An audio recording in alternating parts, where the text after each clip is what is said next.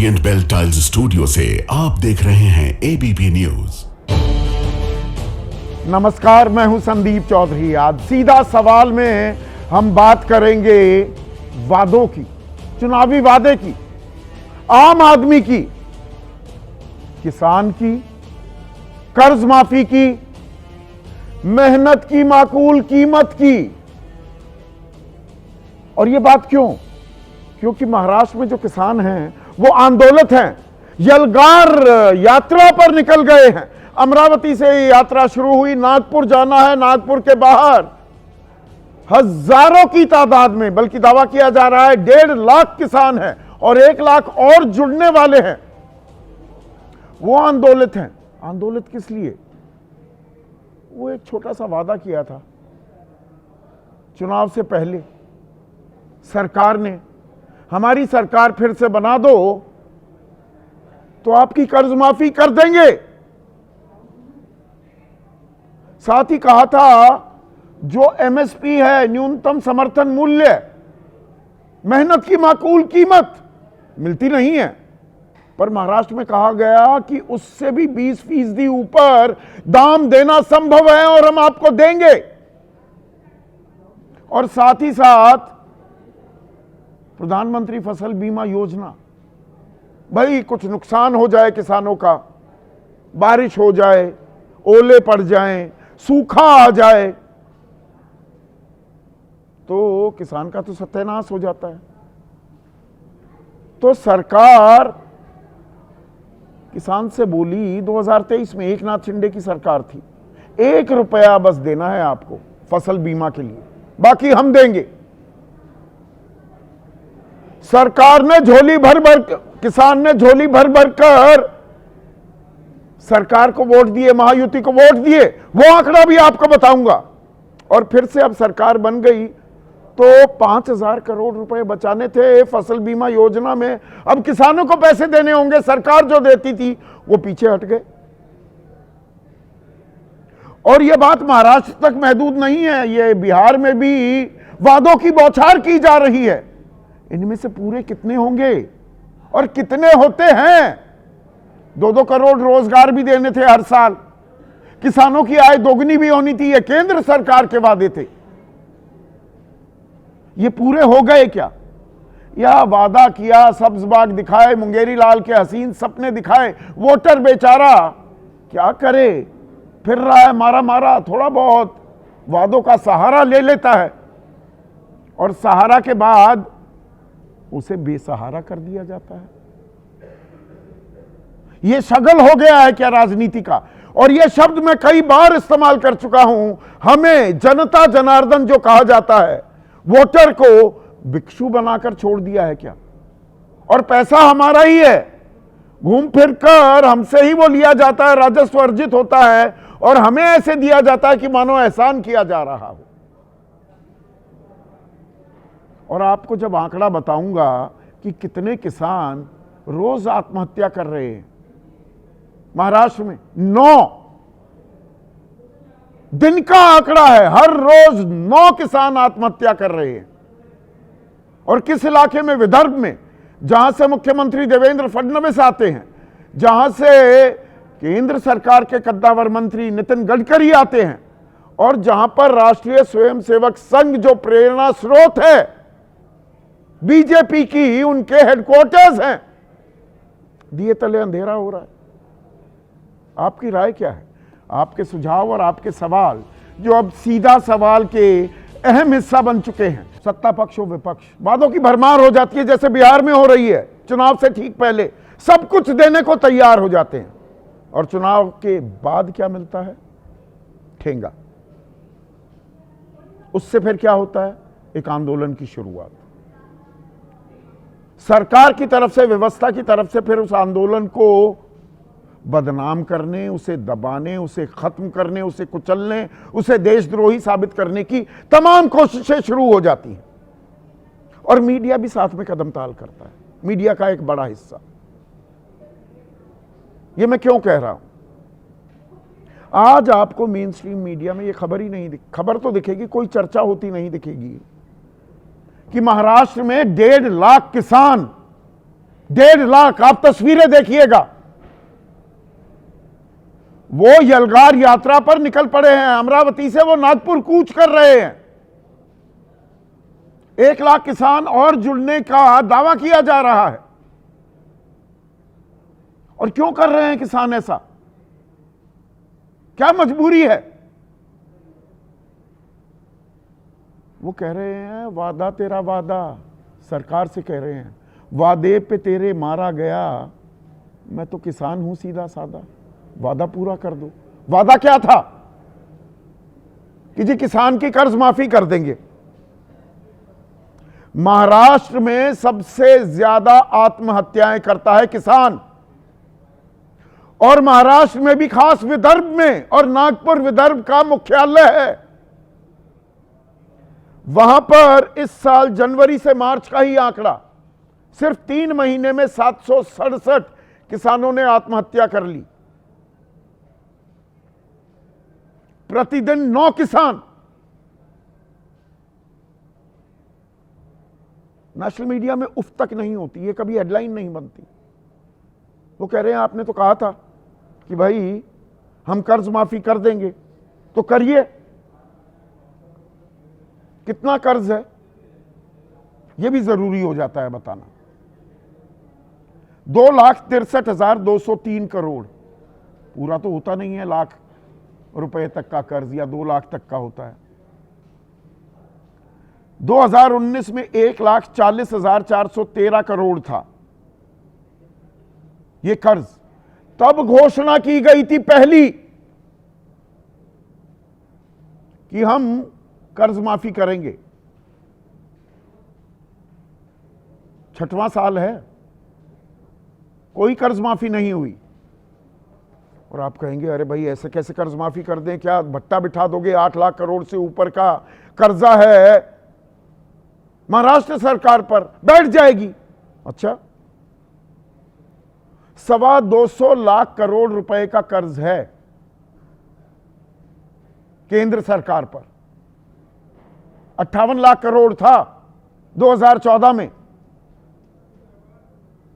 और उसके बावजूद पिछले 10 सालों में सरकार ने 16,35,000 करोड़ रुपए बट्टे खाते में डाल दिए। कारोबारियों के, बड़े बड़े उद्योगपतियों के जो कर्ज थे बट्टे खाते में।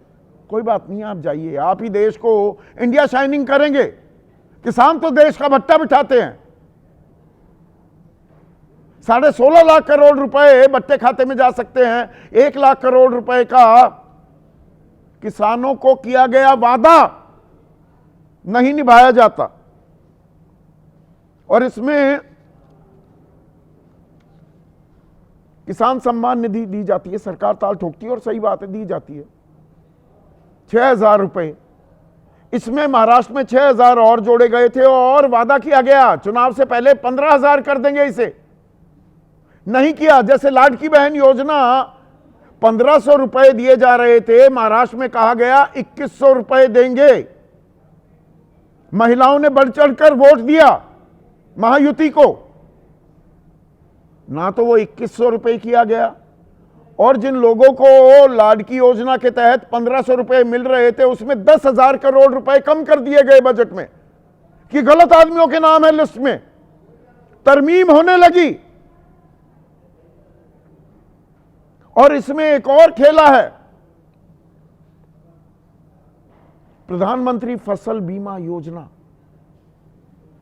किसान 1 रुपया दे बीमा का, बस हम देंगे। 2023 में एकनाथ शिंदे की जब सरकार थी ये किया गया, क्योंकि चुनाव से पहले की तैयारी थी।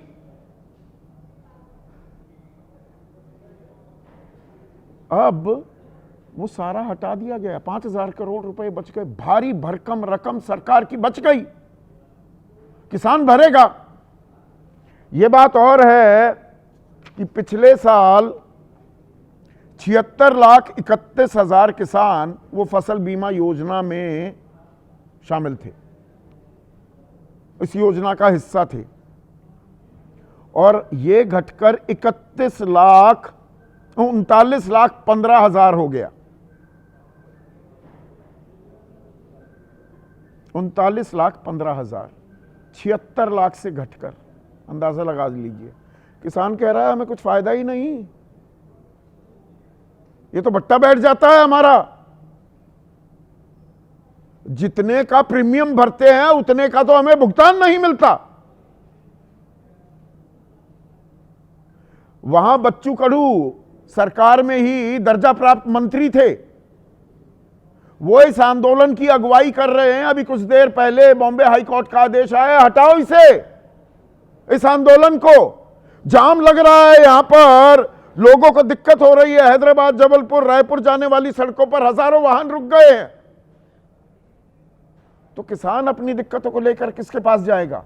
कौन करेगा सुनवाई? मुख्यमंत्री देवेंद्र फडणवीस तो टाइम ही नहीं दे रहे, इसलिए बच्चू कडू ने अपने दर्जा प्राप्त मंत्रालय से भी इस्तीफा दे दिया और सड़क पर उतर आए।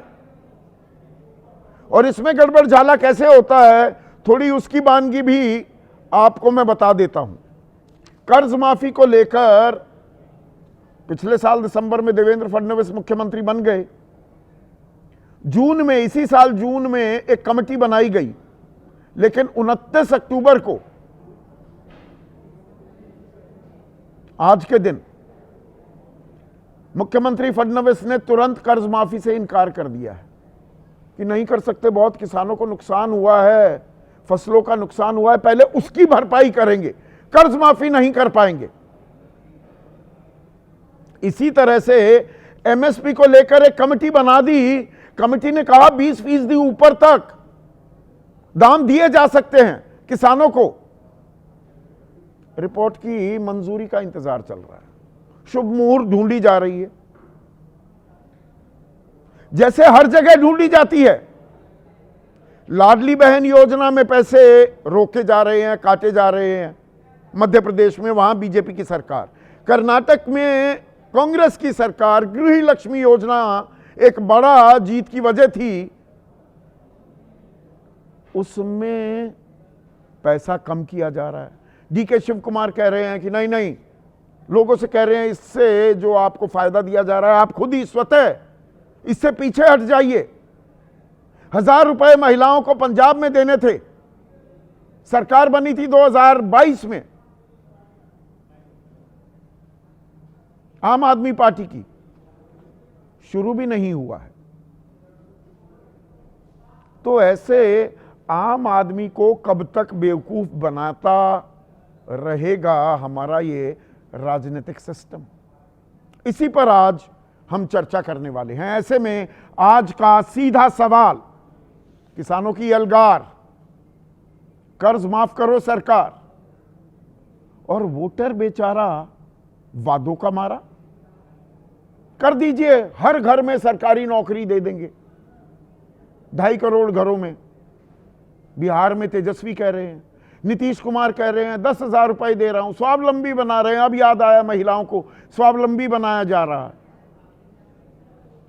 कितने दिन चलेंगी ये योजनाएं? चर्चा में मेरे साथ एनडीए की तरफ से और सत्ताधारी जो गठबंधन है महाराष्ट्र में, उसके अहम हिस्सा हैं एनसीपी अजित पवार गुट के राष्ट्रीय महासचिव और राष्ट्रीय प्रवक्ता बृजमोहन श्रीवास्तव, कांग्रेस के राष्ट्रीय प्रवक्ता अतुल लोंडे पाटिल, समाजवादी पार्टी के राष्ट्रीय प्रवक्ता राजकुमार भाटी, अनिल घनवत साहब हैं मेरे साथ, एक्सपर्ट भी हैं, किसान नेता भी हैं। और सुप्रीम कोर्ट ने एमएसपी को लेकर जब किसान आंदोलन परवान चढ़ा था, एक कमेटी बनाई थी 4 सदस्यों की, 3 की रह गई वो बाद में। इन्होंने एक रिपोर्ट भी दी जो आज तक सार्वजनिक नहीं हुई। यह भी इस देश का कमाल है, जय जवान जय किसान कहेंगे, लेकिन रिपोर्ट जो दी जाती है उसको न जाने कहां दबा दिया जाता है। धर्मेंद्र मलिक हैं, बीकेयू राजनीतिक के अहम सदस्य, किसान नेता हैं। राकेश शुक्ला वरिष्ठ पत्रकार हैं, किसी परिचय की मोहताज नहीं। और केसी त्यागी इस पैनल में सबसे तजुर्बेकार, वरिष्ठ नेता जेडीयू के, और किसान आंदोलनों के चलते दर्जनों बार जेल भी गए हैं। तो अब ये किसान भी जेल जाने की तैयारी कर लें। केसी त्यागी साहब बैठे हुए हैं, रोक लिया गया है नागपुर की सीमा पर, ना कर्ज माफी का वादा पूरा किया, एमएसपी का वादा पूरा नहीं किया, फसल बीमा में जो सरकारी सहायता थी वो भी वापस ले ली, क्योंकि चुनाव हो गया है, पूरा सत्ता मिल गई, अब किसान की क्या जरूरत।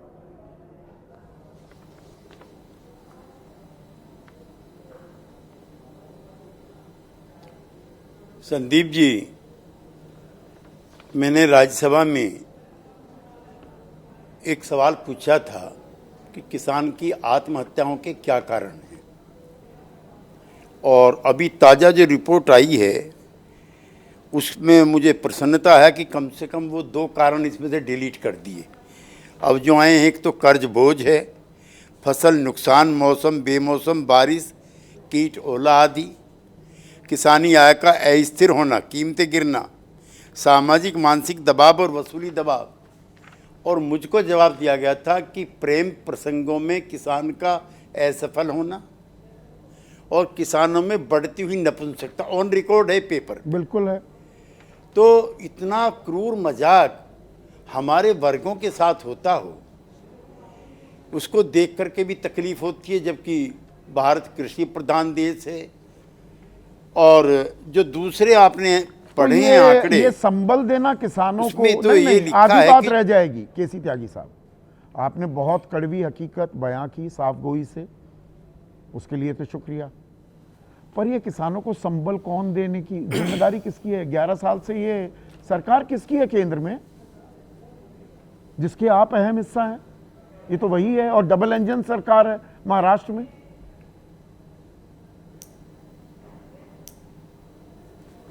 संदीप जी, मैं तो 50 साल का भी आपसे जिक्र कर दूं, जब सारे देश में नगर पालिकाओं में, ग्राम पंचायत में एक ही पार्टी की सरकार थी।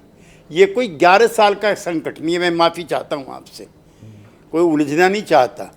जो आपको तो मालूम है, जब देश आज़ाद हुआ पहली पंचवर्षीय योजना बनी थी, उस पर सरदार पटेल की कल जयंती है, उनका थोड़ा असर था। तो कृषि कार्यों के लिए, कृषि बजट के लिए 35% उस समय तय किया गया था, और 15% मैं आपकी बात को डिनाई नहीं कर रहा हूं, पुरानी सरकारों की भी जिम्मेदारी थी। पर हम वर्तमान में कभी विमर्श हो पाएगा या हमेशा अतीत आड़े आता रहेगा? ये किसानों की कर्ज माफी का वादा ये कांग्रेस ने थोड़ा किया था, ये तो देवेंद्र फडणवीस ने किया, ये तो महायुति ने किया था। तो इस वादे पर अमल क्यों नहीं किया जा रहा? अगर मुझे आप 1 मिनट बोलने का बगैर अवरोध के मौका दें जी, तो इन सब चीज़ों की बुनियाद जिस समय देश आज़ाद होकर के नई आर्थिक नीतियों का सर्जन हो रहा था, उस समय हुई थी। ब्रिटिश काल में जो किसानों का हाल था वो आपकी जानकारी में है, उस पर मैं कोई कहना नहीं चाहता। लेकिन 50 साल ये परिस्थितियाँ क्यों पैदा हुई हैं? हमारा ये हालत थी 1966 तक। अगर बंदरगाह पे 2 दिन भी लेट हो जाएगा जहाज, माफी से आपको फिर रोक रहा हूं केसी त्यागी साहब, ये चर्चाएं अनंत बार हम कर चुके हैं। मेरा सवाल बिल्कुल सीधा है, वो मेरा कार्यक्रम का नाम भी है। आज की तारीख में वादा मौजूदा सरकार ने किया था कि हम कर्ज माफी करेंगे, तो क्यों नहीं कर रहे कर्ज माफी? हम एमएसपी से भी 20% ऊपर दाम दे देंगे, क्यों नहीं दिए जा रहे?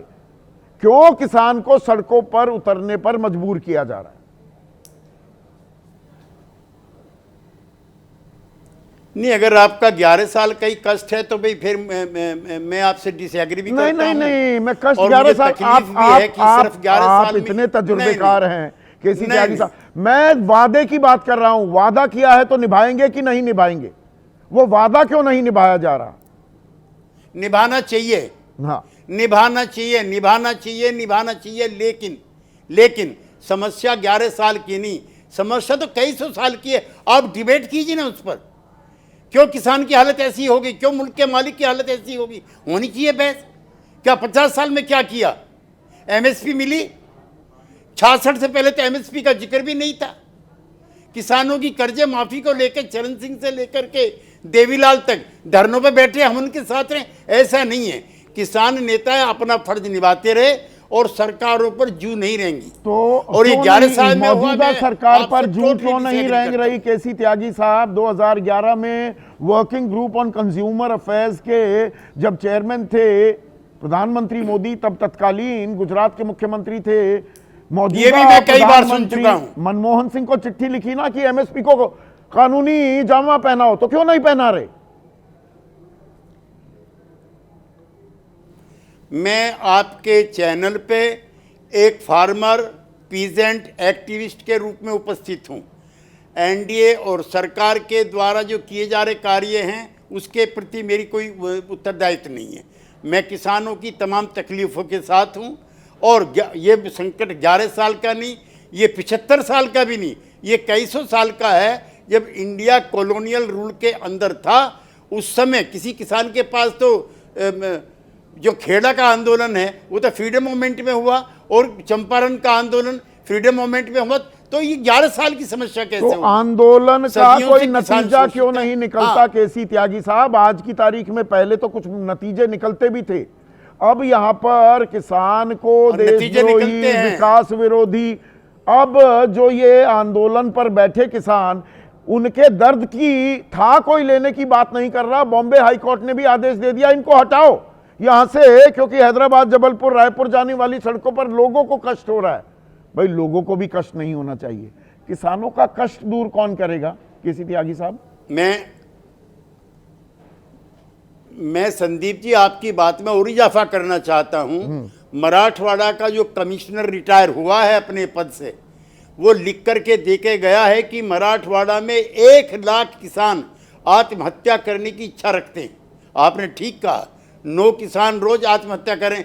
तो मेरा ये कहना है, और जो किसानों की मांग है, चाहे कहीं के किसानों की मांग हो, चाहे महाराष्ट्र की हो, चाहे हरियाणा की हो, यूपी की हो, पंजाब की हो, मेरी तमाम हमदर्दी किसानों के साथ है, किसानों के मुद्दों के साथ है। और कहो तो कलर हम और आप दोनों नागपुर चले, मुझे कोई दिक्कत नहीं है। मैं तो पूना गया हूँ प्याज के आंदोलन में। नहीं, इसमें बात यह है ना, अब सड़क पे फेंकी जा रही है प्याज। किसान होता है मासूम, किसान जल्दी ही भरोसा कर लेता है। भरोसा किया कि भाई किसान सम्मान निधि मिल रही है, फसल बीमा योजना है, शेतकारी सम्मान मिल रहा है, उसमें 6,000 और दिए, झोली भर भर कर वोट दिए किसानों ने महायुति को, एनडीए गठबंधन को। लोकसभा चुनाव से के बाद बिफर गया था एनडीए की, भाई बुरी हार हो गई महाराष्ट्र में। 54% जो पार्ट टाइम फार्मर्स, कुछ खेती भी करते हैं, कुछ मजदूरी, कुछ और काम करते हैं, महायुति को वोट दिया। 35% ही महाविकास अघाड़ी को, और जो पूरी तरह से खेती करते हैं उनमें से 53% ने महायुति को वोट किया, सिर्फ 31% ने महाविकास अघाड़ी को दिया। और भर भर कर वोट देने का सिला यह मिला कि सारी चीजें वापस ले ली, तरसा दिया किसान को। संदीप बाबू, आप बंगलोर चलिए, वहाँ के किसान की भी यही वेदना। मेरे आपके वक्तों में ज़्यादा फर्क नहीं है। आप सब चीज़ों के लिए 11 साल और मैं हर चीज़ों के लिए 75 साल को दोषी मानता हूँ। कर्नाटक का किसान भी रो रहा है, वहाँ पे हमको मिलते हैं रैयत संघ के लोग, वो निरंतर ये कहते हैं। और कर्जे माफ़ी का अगर कहीं पे थोड़ा बहुत इफेक्टिव हुआ है तो हरियाणा में चौधरी देवीलाल ने किया था, उससे पहले कर्ज माफी नहीं होती थी। कर्ज माफी को ऐसे कहते हैं जैसे क्यों नहीं, एक मिनट, कर्ज माफी क्यों नहीं हो पा रही है अतुल लौंडे पाटिल? ये झुंझुना लटका दिया जाता है किसान के सामने और वक्त आने पर उसे सड़कों पर उतरने के लिए मजबूर कर दिया जाता है। देखो संदीप भाई, ये जो आपने सवाल खड़ा किया बराबर है, लेकिन सवाल है मंशा का। अभी केसी त्यागी जी हमारे पिताजी की उम्र के हैं, बहुत अनुभवी है, लेकिन उनको बता दूं मैं, प्याज का आंदोलन पूना में नहीं नासिक में होता है। प्याज का बेल्ट नासिक में है, पूना में नहीं। पूना में चिक्कू बनता है। तो ये जो सवाल खड़े होते हैं ना, ये सवाल क्यों होते हैं? मंशा पे खड़े होते हैं। हमने 72,000 करोड़ की कर्जा माफी दी, तब खुद प्रधानमंत्री मनमोहन सिंह साहब एक पत्रकार के कहने पर यवतमाल आए थे, वहीं प्रेस कॉन्फ्रेंस की और वहीं कर्जा माफी दी। 2019 में 2.5 साल के लिए हमारी सरकार आई थी, 19,000 करोड़ की कर्जा माफी दी, बिना लाग लपेट के, बिना बात के 7/12 से सब हटा दिया था। किसी को पढ़ाई करने नहीं लगाया, किसी को कुछ नहीं करने लगा। सवाल सालों का है, मंजूर है इस बात को, लेकिन आपकी मंशा का क्या है? मैं कुछ और आपने जो छोड़ दिए थे मुद्दे बताऊं। फसल बीमा के 2023 में अलग नियम होते हैं और आप आने के बाद उसके नियम क्यों बदल दिए जाते हैं? एक ही निकष रखा है, पैरामीटर रखा है, वो है खड़ी फसल में फसल काटने के बाद अगर कुछ आता है, कुछ क्लाइमेट में चेंज होता है, फसल को नुकसान होता है, तो ही नुकसान जो है आपको मिलेगी भरपाई। अब तो मिलने से रही, अब किसान का फसल बीमा जो है वो चला गया। फिर यहाँ नुकसान हुआ है 80,000 करोड़ का। यानी आप समझ लो खेत जो है बह गए हैं। देश के प्रधानमंत्री नहीं आए, गृह मंत्री आए और क्या भाषण देकर गए अहमदनगर में, अहिल्यानगर में, ये बोल के गए कि ये दोनों केवल पॉलिटिशियन नहीं है। कौन? फडणवीस, शिंदे और पवार, अजित पवार, ये तो व्यापारी निकले, इन्होंने मुझे मदद मांग ली। ये तरीका है इनका किसी चीज को देखने का, किसी समस्या को देखने का। ये गए नहीं वहां पर समस्या को देखने का मतलब आप कह रहे हैं जब आपकी सरकार थी और शुरुआती 20 साल, इस दशक के ज्यादा वक्त आपकी सरकार रही महाराष्ट्र में, विदर्भ में, जहां आप बैठे और जहां से आप भली भांति वाकिफ हैं, विदर्भ आत्महत्याओं के लिए बदनाम नहीं था क्या? अभी भी है। 2016 से तो एनसीआरबी ने किसानों की आत्महत्या की वजह भी उसका उल्लेख करना छोड़ दिया। सही कह रहे हैं केसी त्यागी साहब। और उसमें बताया गया प्रेम प्रसंग में विफलता, किसान इसलिए आत्महत्या कर रहा है। इतना भद्दा मजाक होता है इस देश में किसान के साथ। इसके पहले तो ये कहा था कि दारू पी के आत्महत्या करते हैं, ये भी एक कारण दिया गया था। लेकिन मैं कुछ तथ्य रखना चाहता हूँ, सिर्फ 30 सेकंड दीजिए। एनडीआरएफ के जो पैरामीटर थे 2023 में, उसमें 13,400 रुपया जो है नुकसान जो है मिलने वाला था और 3 हेक्टेयर तक की उसकी सीमा थी। 2025 में इनको मिल गई सरकार, सारे वायदे करने के बाद 6,000 रुपए सोयाबीन को भाव देंगे, किसान का पूरा कर्जा माफ करेंगे। फडणवीस ने कहा था 3 लाख तक करेंगे, अमित शाह जी आए, उन्होंने कहा पूरा का पूरा कर्जा माफ कर देंगे। 25 में आने के बाद उन्होंने क्या धोखा किया, 8,500 रुपया प्रति हेक्टर कर दिया और 3 हेक्टर से 2 हेक्टर की मर्यादा से उसको दे दी। यानी दोनों जगह धोखा कर दिया। 80,000 करोड़ का नुकसान हुआ है। मेरा धोखा ही करते रहेंगे अतुल भाई। सुनिए ना, सिर्फ 5 सेकंड। 80,000 करोड़ का नुकसान हुआ है, 31,000 करोड़ की घोषणा हुई और दिवाली के पहले किसानों को देंगे। दिवाली बहुत, आत्महत्या कब होती है? दिवाली में ज्यादा होती है और शादी ब्याह के सीजन में होती है, क्योंकि बेटी घर पे आती है, उसको अगर हमारे यहाँ साड़ी चोली कहते हैं, साड़ी कपड़ा नहीं दिया, मिठाई नहीं बनी, वो पीरियड ज्यादा होता है किसान आत्महत्या का। लेकिन इन्होंने दिवाली तक नहीं दिया, 8,000 करोड़ दिया। कुछ लोगों को 8,000 रुपए के ऊपर से नहीं मिला। एक हेक्टर में सोयाबीन जाता है तो 1 लाख का नुकसान होता है। संदीप जी, एक बस आखिरी मुद्दा आप तो 1 लाख का ही बता रहे हैं ना अतुल भाई। सुनिए, थोड़ा सा धीरज रखिए। 2001 से 2015, ये 15 साल का, मैं एक को भी जोड़ रहा हूं, 15 साल में 10 साल आपकी सरकार थी। बिल्कुल थी ना? हाँ। और ये आंकड़ा मेरा नहीं, एक ऐसा संगठन जो बाजारवाद को बढ़ावा देता है, उसने कहा भारतीय किसान को 45 लाख करोड़ का नुकसान हुआ क्योंकि उसकी फसल की खरीदी एमएसपी पर नहीं की गई। 2015 में, 1 मिनट सुनिए, शांता कुमार कमेटी रिपोर्ट आई थी कि सिर्फ 6% खरीदी देश में किसान की फसल की एमएसपी पर होती है। ये तो आपकी सरकार थी 15 में से 10 साल, तो 45 लाख करोड़ का नुकसान करा दिया किसान का। तो सुनिए ना, बात तो सुनिए ना, एमएसपी का मतलब क्या होता है? मार्केट प्राइस के नीचे प्राइस जाने नहीं देना, एक पर्टिकुलर प्राइस के नीचे। हमने 140 से 160% तक जो है वो बढ़ोतरी दी है 2004 से 2014। खरीदी तो 6% हो रही थी। सुनिए ना, खरीदी जब कम होती है ना, इसका मतलब मार्केट में भाव मिल रहा है, इससे मार्केट में माल जा रहा है। एमएसपी का मतलब होता है प्रोटेक्शन, संरक्षण है भाव का।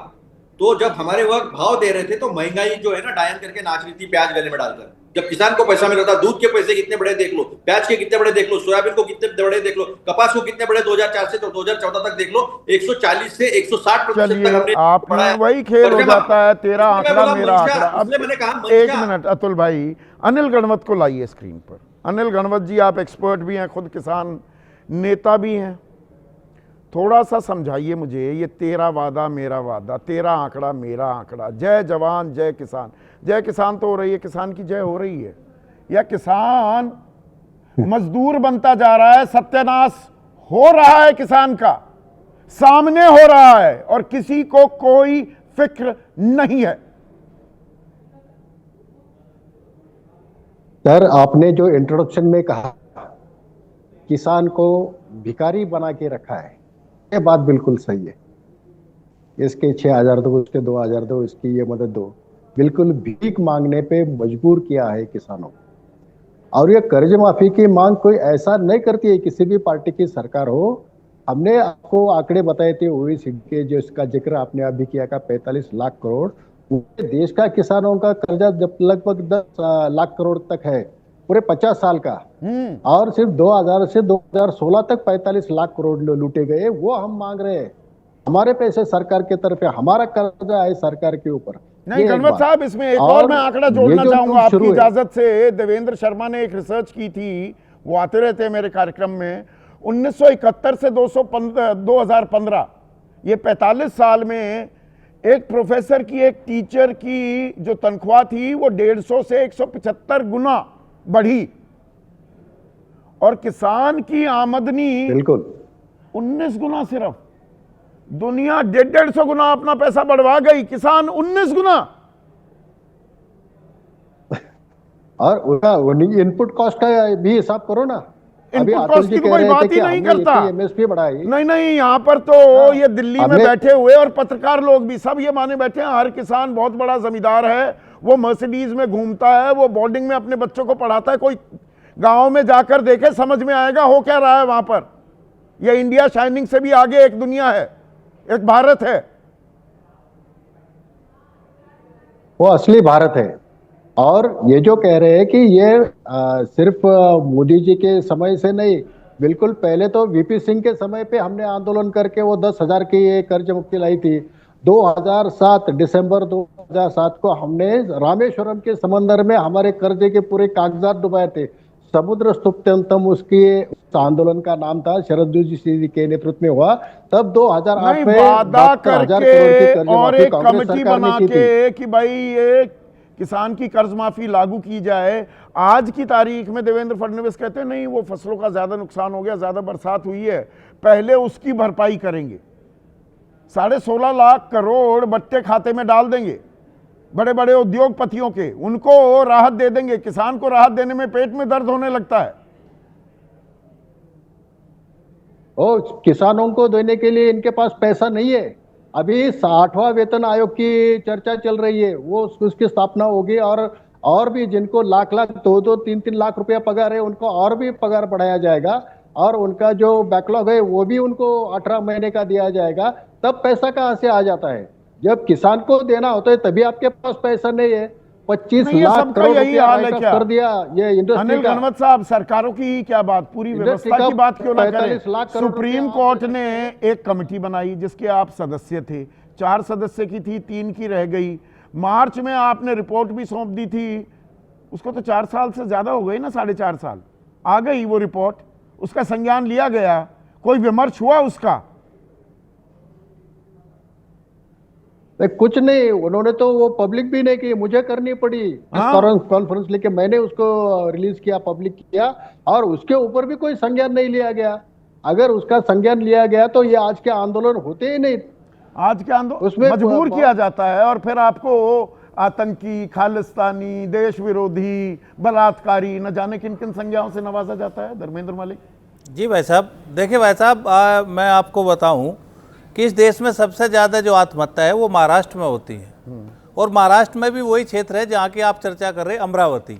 ये विदर्भा का जो क्षेत्र है, और चाहे यूपी का बुंदेलखंड का हो, इस क्षेत्र में सबसे ज़्यादा आत्महत्याएं हैं। आपने सुना होगा कि जब कोई क्षेत्र क्राइसिस में होता है उसे बेल आउट पैकेज दिया जाता है।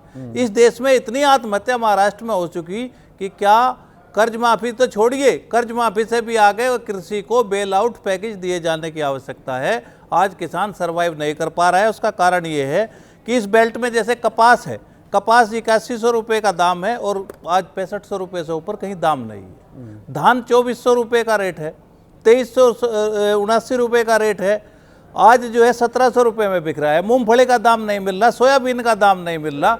मेरा ये कहना है कि इस देश में जितने अधिकतर जो फसलें अभी खरीदी जा रही हैं, एगमार्क.नेट मंडी के रेट हैं, उसके अनुसार जो मॉडल रेट है, कहीं भी एमएसपी नहीं है। तो इतना बड़ा घाटा जब किसान को होगा तो वो आंदोलन ही नहीं। सरकार तो हमें बताती है और आम आदमी को समझ में नहीं आता। उसको तो लगता है कि अरे भाई प्रधानमंत्री फसल बीमा योजना है, किसान का तो सारी नुकसान की भरपाई हो जाती है और 1 ही रुपया देना पड़ता है किसान को।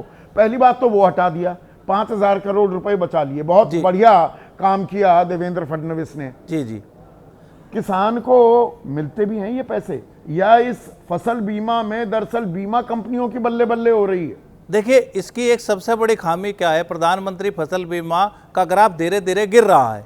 आप जो है पहले कितने लोग रजिस्टर्ड होते थे अब आपने बताया, लेकिन ये डाटा पूरे देश का बहुत बड़ा है। इसका एक कारण है कि किसान जब इसमें इकाई नहीं है, जब हम प्रीमियम देते हैं तो ऐसा बीमा कराते हैं जैसे हम LIC करा रहे हों, और जब हम अपना मुआवजा मांगने जाते हैं तो हमें कह दिया जाता है कि वो तो समूह का पैसा है, पूरे गांव का नुकसान होगा, पंचायत का तो आपको मिलेगा। तो इस बीमे का लाभ क्या भाई साहब? 79 लाख से 39 लाख पर आ गए, आधे में आ गए एक साल में। ये एक स्टेट का डाटा सिर्फ है। एक राज्य का, पश्चिम ठीक बंगाल कह तो नहीं, मैं एक गजब बात सुनिए, पश्चिम बंगाल की सरकार इस बीमा योजना को छोड़ चुकी है। केरला सरकार जो है 1 रुपए में चलाती है। किसान को इसमें कोई फायदा नहीं है। ये तो देखिए, जो सरकार हमारा प्रीमियम देती है वो भी तो पैसा मिलता है कंपनियों को, पैसा सरकार का हो चाहे हमारा हो, खाते में वो हमारे है। तो मेरा आपसे यही कहना है कि प्रधानमंत्री फसल योजना बीमा का जो लाभ है वो समय से किसान क्या को क्या मिलता नहीं है। किसान अब फसल बीमा नहीं कर पा रहा है, MSP मिलती नहीं है। बृजमोहन श्रीवास्तव, मतलब आप बुक कीपिंग ही करते रहो, किताबों में आंकड़े, किसका नफा किसका नुकसान, बस वही आंका जाएगा। सरकार बन गई, अब किसान क्यों परेशान या क्यों है हलकान, आपको क्या लेना देना? वादे से मुकर गए आप।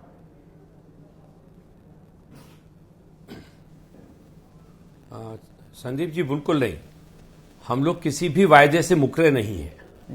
अभी आप जो मैं सारी चर्चा भी सुन रहा था, मैं स्पष्ट कर दूं सारी चीजों को। किसी भी स्तर पर किसी भी हमारे महाराष्ट्र के किसी भी मंत्री ने जो वायदे किए उससे पीछे हटने की बात नहीं की है। और राष्ट्रवादी कांग्रेस पार्टी की ओर से मैं भी इस बात को स्पष्ट कर दूं, मतलब पीछे हम लोग नहीं हट रहे हैं, पर पूरे भी नहीं करेंगे। किए थे और वादा पूरा भी तो करना होता है। नहीं, पीछे नहीं हट रहे, हम मना नहीं कर रहे। तो ये तो हाँ संदीप जी, अनंत काल तक ये गाथा चलती रहेगी कि हमने मना थोड़ा किया है, कर देंगे। संदीप जी नहीं संदीप जी, स्थिति यहाँ पे कुछ अलग रही है। क्या हुआ कि इस बार महाराष्ट्र में बहुत ज्यादा पानी बरसने के कारण 36 में से 29 जिले उससे प्रभावित है। 253 के आसपास उनके ब्लॉक प्रभावित है और वो एक पहली प्राथमिकता थी, क्योंकि किसान उससे ज़्यादा बहुत ज़्यादा पीड़ित था, उनके परिवार पूरी तौर से परेशान थे। 32,000 करोड़ रुपए महाराष्ट्र सरकार ने इस पूरी व्यवस्था को ठीक करने के लिए दिए हैं लोगों को, और कैश के रूप में प्रति किसान को 10,000 रुपये भी दिए गए हैं। वो इसीलिए, लेकिन इसका तात्पर्य कदापि नहीं है कि जो वायदा किया गया था उससे कोई सरकार पीछे हट रही है। आपने भी 5,000 करोड़ की बात जो की, पीछे तो हटते हैं। अभी इसी मुद्दे पे अभी चर्चा में आपके सामने बचा मुद्दा आया है आपने कि जो फसल बीमा में बचाया कि नहीं? गलत जानकारी दे रहा हूं मैं? ना फसल भी नहीं, आप जो कह रहे हैं उस स्कीम को बदला गया, क्योंकि 5,000 करोड़ देने के उपरांत भी किसानों को उसका कोई लाभ नहीं मिलता था। जैसा भी बताया कि एक किसान से जब उसको इस स्कीम का मेंबर बनाया जाता तो इंडिविजुअल होता है, और जब उसको कोई राशि देने की बात आती है तो ये कहा जाता है कि पूरा जिला होगा, पूरा गांव होगा या पूरा कस्बा होगा। तो इसीलिए उस स्कीम को दूसरे राज्यों को देखते हुए हमारे यहाँ पर इस स्कीम को रोका गया है। इसका मतलब ये कदापि नहीं है। ये जब कोविड आ जाता है या टैरिफ वॉर हो गया जी, my dear friend Donald Trump ने 50% लगा दिया हम पर टैरिफ, तो उद्योग को उसी वक्त PLI स्कीम 50,000 करोड़ 60,000 करोड़ मिल जाते हैं, 16.5 लाख करोड़ बट्टे खाते में डाल दिए जाते हैं। किसान को जो वादे किए गए कि नहीं अभी वो पूरा नहीं कर पाएंगे, ये 10,000 दिए थे, इससे काम चला लो, ये कौन सा गणित है? ये कौन सा हिसाब किताब है? अब ये आदरणीय ट्रंप साहब और आदरणीय जो दूसरे लोग हैं उनके बीच की चर्चा के मामले में मैं बहुत ही छोटा व्यक्ति हूं।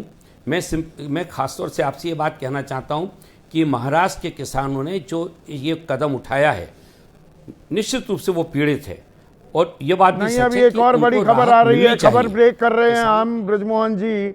मैंने बताया था अभी दर्शकों को, बॉम्बे हाईकोर्ट ने आदेश दे दिया है 6 बजे, अभी तो हमारे 7:30 बजे हुए हैं, 7:42 हैं, कि बच्चू कडू और ये सारे आंदोलनकारी किसानों को हटाओ। बच्चू कडू हुंकार भर रहे हैं कि बिना कर्ज माफी के तो हम हटेंगे नहीं, और न्यायपालिका को भी ये देवेंद्र फडणवीस ने खरीद लिया है, हम जाने को तैयार हैं जेल में, हम हटेंगे नहीं। देखिए, मैं न्यायपालिका को खरीदने जैसे शब्दों से पूरी तौर से असहमत हूँ। देवेंद्र फडणवीस साहब, आदरणीय अजीत दादा पवार, शिंदे साहब बहुत ही संवेदनशील राजनेता हैं और इनको मालूम है कि इस मौके पर हमें किसानों के लिए सकारात्मक होकर सोचना पड़ेगा, उनकी मदद करने की देवेंद्र नीयत से हमको फडणवीस ने काम मिलने करना का वक्त तो पड़ेगा। दिया नहीं, इसीलिए आंदोलन की नौबत आई, इसीलिए सड़क पर उतरना पड़ा। पहले किसान को इसकी कहानी तरसाएंगे, क्या मुझे नहीं मालूम, लेकिन ये बात फिर सच उसे है कि नादेड़ में गरियाएंगे, जब फिर उसकी मांग मानकर महान बन जाएंगे। नांदेड़ में अजीत दादा पवार सीकरी में थे, वहां उन्होंने इस बात को बहुत स्पष्ट रूप से कहा कि हम लोगों ने जो वायदे किए उन वायदों को हम लोग तो पूरा वायदे करेंगे, जो हैं उसमें वो किसी पूरे भी किए प्रकार का जाएंगे। संशोधन- वादे से कहां पलट रहे हैं? राजकुमार भाटी, बृजमोहन श्रीवास्तव ये कह रहे हैं वादा कर देंगे पूरा। अभी एक मुसीबत आ गई भाई, बहुत ज्यादा बरसात हुई, जरूरत से ज्यादा कृपा की इस बार इंद्रदेव ने, पहले वहां नुकसान की भरपाई करेंगे।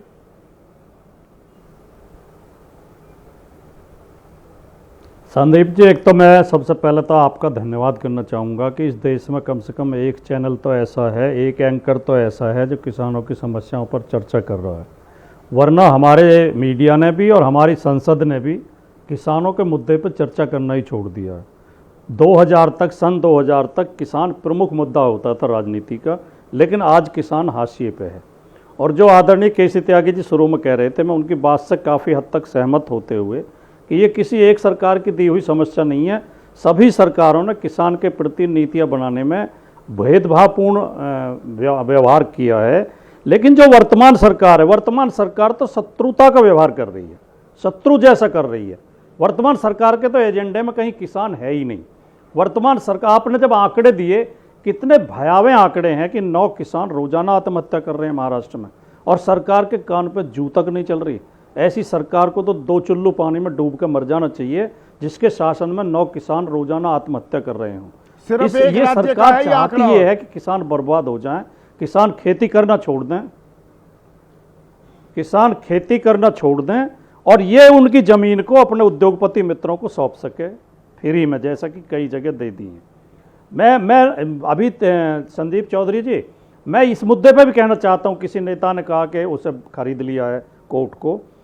जो हाई कोर्ट इस बात का संज्ञान ले रहा, हाई कोर्ट, अब मैं आपकी हेडलाइन देख रहा था, उस पर किसान आंदोलन पर हाई कोर्ट सख्त। ये हाई कोर्ट 9 आत्महत्याओं पर सख्त क्यों नहीं है? ये हाई कोर्ट और सुप्रीम कोर्ट इसका संज्ञान क्यों नहीं लेते? उस मुख्यमंत्री को गिरफ्तार करके जेल में डालने का आदेश क्यों नहीं देते जिसके शासन में 9 किसान रोजाना आत्महत्या कर रहे हैं? और ये सारा कर सरकार की पॉलिसी के कारण हुआ है। जो त्यागी जी आंकड़ा बता रहे थे कि नहीं, आपने बताया, सॉरी, आप बता रहे थे कि सरकारी नौकरों की जो सैलरी है, जो आमदनी है, वो 150 गुना तक बढ़ी है। बिल्कुल बढ़ी। और किसान की आय मात्र 19 देवेंद्र शर्मा गुना की बढ़ी रिसर्च है ये। बिल्कुल सही है। जी जी जी जी जी। और वो एक घाघ कवि हुए हैं जिन्होंने खेती की बहुत सी कहावतें कही हैं। उनकी प्रसिद्ध कहावत है कि उत्तम खेती मध्यम बान, निश्चित चाकरी भीख निदान। जिस समय ये कहावत कही गई उस समय खेती से अच्छी आमदनी होती थी, खेती की उपज अच्छे दामों में बिकती थी, किसान संपन्न रहता था। किसान नहीं, अगर हम बड़ा दायरा खींचे, बड़ा खाका खींचे राजकुमार भाटी जी, ये आम आदमी बेचारा, वोटर बेचारा, वादों का मारा, कुछ भी इसको पकड़ा दो, ऐसा बेसहारा हो गया है आम आदमी। उसको कुछ भी सब्ज बाग, कोई हसीन सपना दिखा दो, वो बेचारा मानने को तैयार हो जाता है, बाद में रोता गाता रहता है। ये हालत हो गई आम आदमी की, या कर दी है हमारी राजनीतिक व्यवस्था ने। नहीं, मैं कहना ये चाह रहा था कि पीछे की सरकारों ने, सभी सरकारों, चाहे किसी की सरकार रही हो, किसान के लिए कुछ ना कुछ पैकेज लेकर आए, कुछ ना कुछ राहत लेकर आए, कुछ ना कुछ अच्छी योजनाएं लेकर आए। जैसे अखिलेश यादव जी की जब 2012 में सरकार उत्तर प्रदेश में बनी थी, तो उन्होंने किसानों की सिंचाई फ्री की उत्तर प्रदेश में, और 5 लाख का बीमा किसान के लिए फ्री, कोई पैसा नहीं देना पड़ता, कोई प्रीमियम नहीं देना पड़ता, 5 लाख का बीमा शुरू किया। वर्तमान सरकार ऐसी सरकार है कि अगर 500 रुपये महीना की भीख को छोड़ दें, 500 रुपये की आज की तारीख में क्या हैसियत होती है? आप चौधरी साहब कहीं चाय पीने बैठ जाते होंगे सेक्टर 18 में, सेक्टर 16 में, 500 रुपये से ज़्यादा ले लेता है रेस्टोरेंट वाला एक चाय के। तो ये 500 रुपये महीना दे के उन पर एहसान दिखा रहे हैं। ये किसानों को लगातार खेती को घाटे का सौदा किया एक बड़ा गया है। दिलचस्प सवाल मुझे आया तो है, अधम जी राजकुमार की भाटी, पंक्तियां याद आती हैं वीरेंद्र कुमार कि 100 में जाटव 70 हैं दिल्ली वासी, वो कह रहे हैं देश के सभी राजनीतिक दल और सरकार किसानों के हितैषी हैं। मतलब दिखाते हैं कि भाई किसान के लिए कितना दर्द कितनी पीड़ा है, फिर भी किसान खुशहाल क्यों नहीं है? किसान मजदूर क्यों बनता जा रहा है? नहीं, इसका जवाब तो मैं पहले दे चुका हूं कि सरकारों की पॉलिसी, सरकारों की नीतियां किसान विरोधी रही हैं, किसान के हित में नहीं रही। किसानों के नीतियां बनाने में भेदभाव किया गया है, लेकिन वर्तमान सरकार ने तो कुछ भी नहीं दिया इस किसान को, कुछ भी वर्तमान नहीं किया। शासन और जो में- वादों अब की देखिए आप, हाँ। जब यूरिया की जरूरत होती है तब तो यूरिया नहीं मिलता, हाँ हाँ बोलिए। और जब पूरी बात डीएपी की कीजिए। जरूरत होती है तब डीएपी नहीं मिलती। अब फसल बोने का समय है तो डीएपी नहीं है, अब तो कहीं भी लाठी चल रही है किसानों के ऊपर उत्तर प्रदेश में। और जब गेहूं थोड़े बड़े हो जाएंगे, यूरिया की जरूरत पड़ेगी, तब यूरिया नदारद हो जाएगा। और लगातार महंगे होते गए हैं कृषि खेती में के जो लागत है वो लगातार बढ़ती गई है, लगातार कृषि उपकरण महंगे होते गए, खाद महंगी होती गई है, बिजली महंगी, पानी महंगी, और किसान की उपज कम रेट में बिक रही है, इसलिए किसान आत्महत्या करने को मजबूर है। पर बात सरकार वादों को की कोई- भी है, ठीक है राजकुमार भाटी, राकेश शुक्ला, वादे पहले किसानों के ही वादे कर लेते हैं। वो किसानों की तो आय भी दोगुनी होनी थी, 2016 में बरेली में ही कहा था शायद, और 2022 31 दिसंबर तक होनी थी, 31 दिसंबर 2025 आने को है। बस किसानों को कर दिया वादा, वादा कर दिया। ये शगल हो गया है क्या? राजनीतिक दलों का वादा कर दिया, ठीक है। आपने दो महत्वपूर्ण प्रश्न की तरफ ध्यान आकर्षित किया है। पहला कि जो आंदोलन होते हैं वो समाधान क्यों नहीं होता उसका।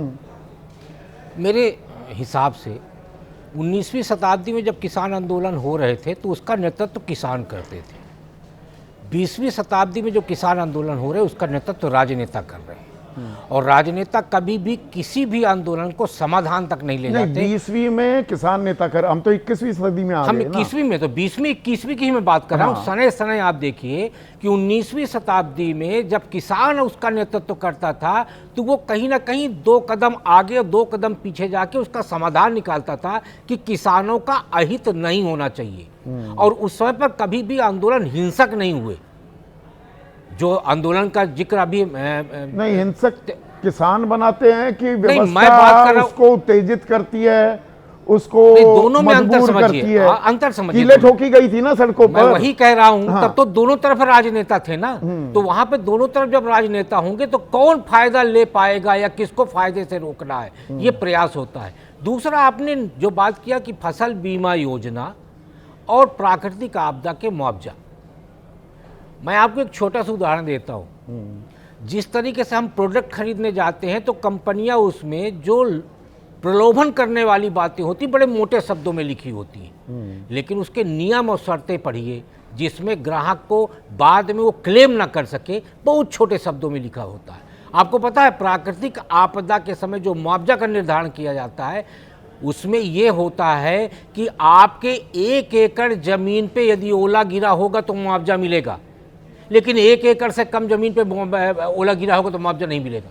तो ये तो सरकारों की जिम्मेदारी है ना। मैं वही ये कहने जा रहा हूं। चालाकी, अब ये किसान- चकारी अब किसान- बीमा कंपनी ना कर पाए, अब किसान- सरकार चलाएगी डंडा, ये कर लेंगे ये काम। अच्छा, किसान खड़ा होकर भगवान से बोले कि हे भगवान यदि ओला गिराना तो 1 एकड़ जमीन पे गिराना, तब हमको मुआवजा मिल पाएगा। नहीं, तो ये हमको तो मुआवजा सरकार नहीं का काम है ना। मैं वही कह रहा हूं कि नियम व शर्तें जो होती हैं सरकार की वो इतनी बारीक होती है कि आप उसको नहीं समझ सकते। उसी तरह से फसल बीमा का है। फसल बीमा की भी जो अभी मलिक साहब ने क्या बताया कि फसल बीमा होता है कि इंडिविजुअल यदि आपका नुकसान हो तो आपको मुआवजा मिलेगा या फसल बीमा का फायदा मिलेगा, लेकिन जब बीमा की राशि देने की बात आएगी तो सोसाइटी देखी जाएगी, और जब राशि लेने की बात आएगी तो आपको इंडिविजुअल देखना। मैं एक बड़ा खाका खींच रहा था राकेश भाई, ये वादे अब निभाने की जरूरत नहीं, चुनाव से पहले कर दो। ये सारे वादे किए गए थे चुनाव से पहले, पूरे नहीं किए जा रहे। बिहार के संदर्भ में भी देखे 10,000 रुपए दिए जा रहे हैं, ये आगे चलेगा, 2 लाख तक देने की बात है, या हर घर में सरकारी नौकरी मिल पाएगी। ये वादों के जरिए आम आदमी का तमाशा बनाया जा रहा है क्या? आम आदमी खुद तमाशा बना है, फ्री बीज के पीछे भाग रहा है। वो इसीलिए तमाशा बनता है कि चुनाव के टाइम पे हम वादा करते हैं कि हम आपको ये आम आदमी की गलती है, प्रधानमंत्री तो दर्जन बार कह चुके पहले हैं। मेरी बात पूरी सुन लीजिए। हाँ। मैं ये कहता हूं कि जब हम वादा कर रहे हैं चुनाव के टाइम पे, तो ठोक के मतदाता को ये कहना चाहिए कि आप ये बताइए इसका डेडलाइन तय करिए। लेकिन नहीं, हमें जब वायदा दिया जाता है और प्रलोभन दिया जाता है तो हम वोट दे देते हैं, लेकिन जब अगला चुनाव आता है उसके ठीक 3 महीने पहले हम एक वायदे का एक हिस्सा पूरा करते हैं, चाहे वो लाडली बहन हो, चाहे किसी भी तरह की योजना, किसी भी तरह की योजना, स्वावलंबी बना रहे हैं 6 महीने पहले। आज 10,000 रुपए अब दिए हैं ना चुनाव से ठीक पहले। पंजाब में आज भी नहीं दिया गया। दिल्ली में चुनाव से पहले क्या घोषणा की गई थी, लाडली बहनों को दिया जाएगा, क्या दिया गया? मध्य प्रदेश में भाई 1200 रुपए से यमुना 1500 नदी रुपए। साफ कर दी ना, वो एक नई निर्मल धारा बहाई, प्रधानमंत्री गए नहीं, इतनी निर्मल हो गई धारा। अब महाराष्ट्र में भी कहा गया 2100 करेंगे। यदि 1500 रुपए पर महिला देने पर वहां का खर्च 43,000 करोड़ आ रहा है, 46,000 करोड़ वो घटकर 36,000 कर दिया गया है। 10,000 करोड़ की अब आप कटौती। सोचिए यदि उसको 2100 कर दिया जाएगा तो वो खर्च कितना बढ़ के जाएगा। तो इसलिए वायदे जो किए जाते हैं, मैं तो ये कहता हूं जनता को ठोक के पहले उसकी डेडलाइन तय करानी चाहिए, तब ये वायदों पे अंकुश लगेगा। नहीं जनता नेताओं के हाथों इसी तरह ठगी जाती रहेगी। तो ठगे जाते रहोगे, बेचारा बनकर फिरोगे, वादों के मारा बनकर आप फिरोगे, ठोक बजाकर, नेताओं से डेडलाइन मांगकर, पूरा रोड मैप मांगकर ही वादों पर भरोसा कीजिए जनता जनार्दन, तभी ये काबू में आएंगे, वरना सत्ता निरंकुश होती है। एक बार आने के बाद कोई किसी की बात नहीं सुनता है। गौर कीजिए, जनता जनार्दन आप है।